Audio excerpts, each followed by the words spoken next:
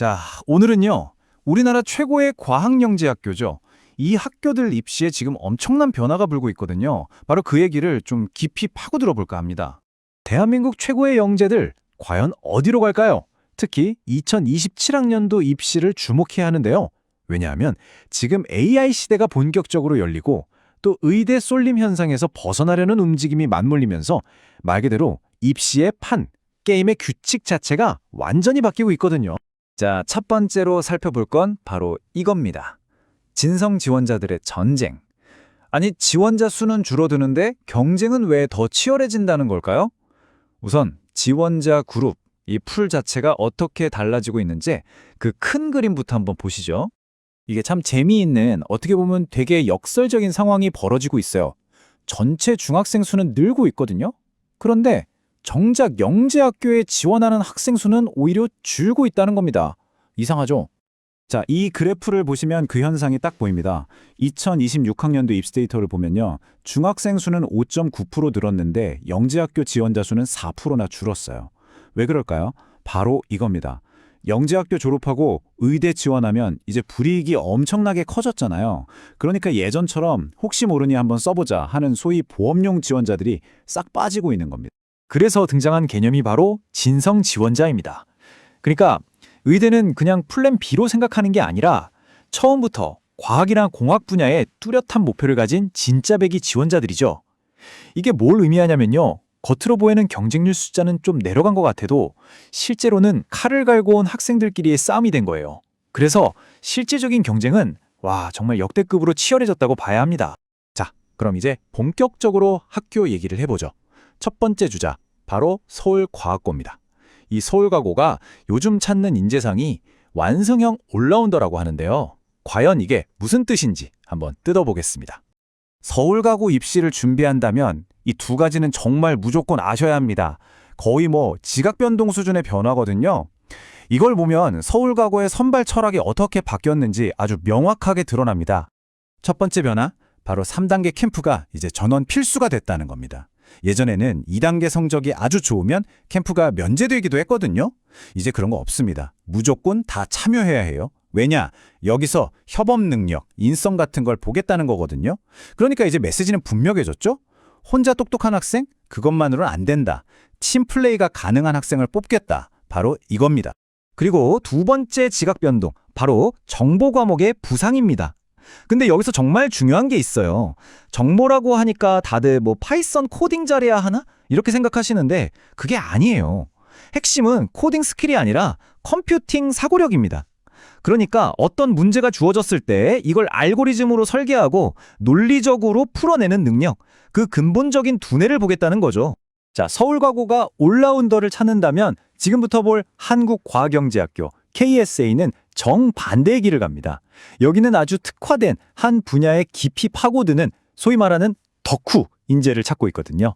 접근법이 정말 다릅니다. 이 도넛 차트를 한번 보세요. KSA 신입생 4명 중 1명, 그러니까 무려 25%가 장영실 전형으로 들어옵니다. 이게 뭐냐면요. 특정 분야에 정말 미친 듯한 재능을 보이는 학생들을 위한 말 그대로 특별 트랙인 셈이죠. 그러니까 KSA에 들어가는 길은 크게 두 가지인 거예요. 하나는 수학, 과학을 두루 잘하는 학생들을 위한 일반 전형. 이건 필기 시험을 보죠. 다른 하나가 바로 그 장영실 전형인데 이건 한 우물만 깊게 판 전문가들을 위한 길입니다. 놀랍게도 여긴 필기 시험이 없어요. 오직 포트폴리오랑 자기 연구에 대한 심층 면접으로만 승부합니다. 완전히 다른 게임이죠? 그럼 일반 전형 시험은 어떨까요? KSA 시험의 특징은 수학적 문해력을 본다는 겁니다. 이게 뭐냐면 우리가 아는 공식을 발달 외워서 푸는 게 아니에요. 시험지에 생전 처음 보는 새로운 수학 규칙이나 개념을 딱 던져줍니다. 그리고 자, 이걸 이용해서 이 문제를 풀어봐 하는 식이죠. 결국 얼마나 많이 아느냐가 아니라 얼마나 빨리 배우고 논리적으로 적용하느냐, 그 생각하는 힘 자체를 테스트하는 겁니다. 정말 독특하죠? 자, 그럼 지금까지 살펴본 두 학교, 서울과고와 KSA. 철학이 이렇게나 다른데 한번 나란히 놓고 제대로 비교 분석을 해볼까요? 아마 본인에게 맞는 학교가 어딘지 감이 오실 겁니다. 입시 전략을 짤 때 가장 먼저 봐야 할 게 바로 이 일정표입니다. 보세요. KSA 장영실 전형은 원서 접수가 3월 중순에 시작해서 6월이면 면접까지 끝나요. 다른 학교들이 한창 2단계 시험 준비할 때 여기는 이미 합격자가 나올 수 있다는 거죠. 그야말로 얼리버드 찬스인 셈입니다. 이걸 어떻게 활용할지가 첫 번째 전략적 포인트가 되겠죠. 두 학교의 핵심 철학, 이걸 한마디로 정리하면 이렇습니다. 서울과고는 수학과학 정보까지 다 잘하는 올라운더들을 뽑아서 협력하는 팀을 만들고 싶어 합니다.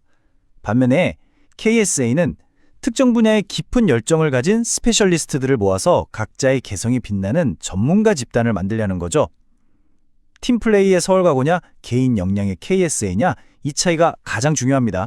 그럼 뭘로 평가하는지 구체적으로 볼까요? 수학만 해도 스타일이 완전 달라요. 서울과고는 어려운 문제를 얼마나 빠르고 정확하게 푸느냐, 즉 속도가 중요하고요. KSA는 처음 보는 개념을 가지고 얼마나 논리적으로 풀어내느냐, 추론 능력을 봅니다.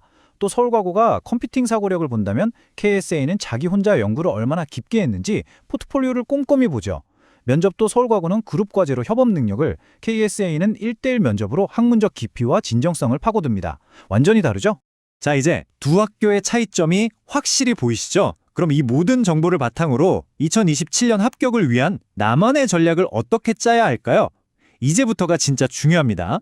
가장 먼저 해야 할 일은 바로 이 질문에 답하는 겁니다. 나는 어떤 유형의 인재인가?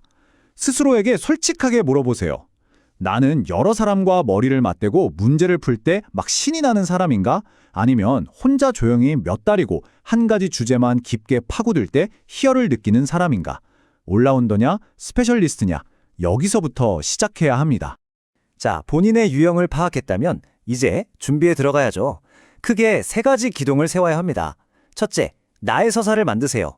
KSA를 노린다면 깊이 있는 연구 일지가 필요할 거고, 서울과고라면 팀 프로젝트 경험을 잘 정리해야겠죠. 둘째, 핵심 역량을 키워야 합니다. 서울과고를 위해서는 컴퓨팅 사고력을, KSA를 위해서는 새로운 개념을 배우고 증명하는 훈련을 해야겠죠. 그리고 마지막 셋째, 비전을 확고히 해야 합니다. 나는 왜 의대가 아니라 과학을 하려고 하는가? 이 질문에 대한 자신만의 스토리를 구체적인 연구 계획과 함께 아주 설득력 있게 준비해야 합니다. 그리고 이 입시를 준비하는 과정 전체가요, 단순히 시험 하나를 통과하기 위한 게 아닙니다. 어쩌면 이건 여러분이 미래의 과학 리더가 되기 위해 거쳐야 할 첫 번째 훈련 과정일지도 모릅니다. 여러분이 꿈꾸는 그 과학자처럼 생각하고 행동하게 만드는 위대한 여정의 진짜 시작인 셈이죠.